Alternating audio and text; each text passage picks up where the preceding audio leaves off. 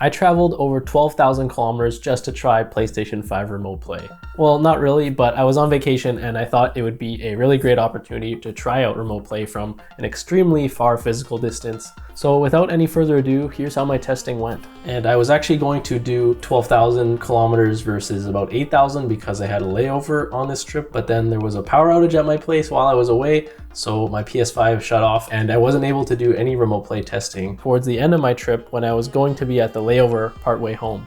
But I'll still show you how it worked from about 12,300 kilometers away. That's the distance from Vancouver to Indonesia where I was. And this is on my laptop. I decided not to bring the PlayStation Portal just because it's kind of a bulky device and I didn't really want to pack it. So I just brought my laptop and a DualShock 4 controller. And here is my computer specs on my laptop if you're curious, and the Wi-Fi chip. Here's the connection speed of my PS5, which is on Ethernet. And then here is a speed test I did at the hotel in Indonesia. So the internet speeds at this hotel were actually really good, and Wi-Fi speed was definitely not an issue in this use case. But as you'd expect, using a hotel Wi-Fi, it can be quite challenging. I was getting a lot of errors just trying to connect to Remote Play, and it often errored out with pretty useless error codes.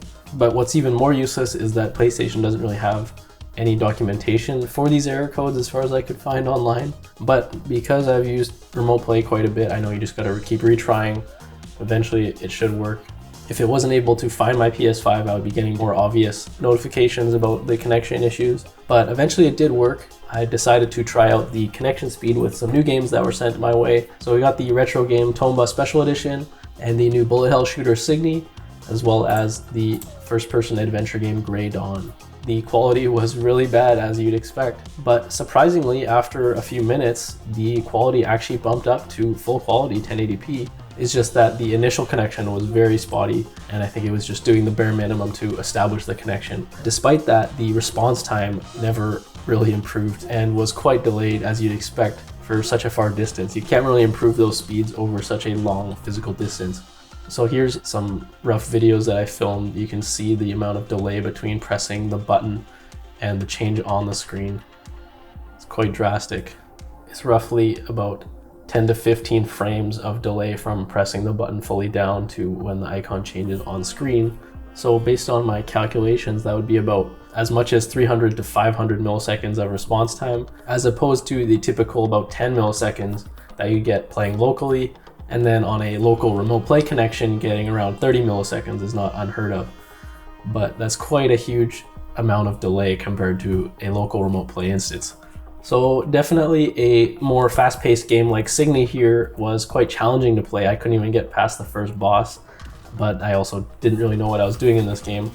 I was really impressed, especially with this game, because the amount of particles on screen, the quality was actually maintaining a pretty solid 1080p.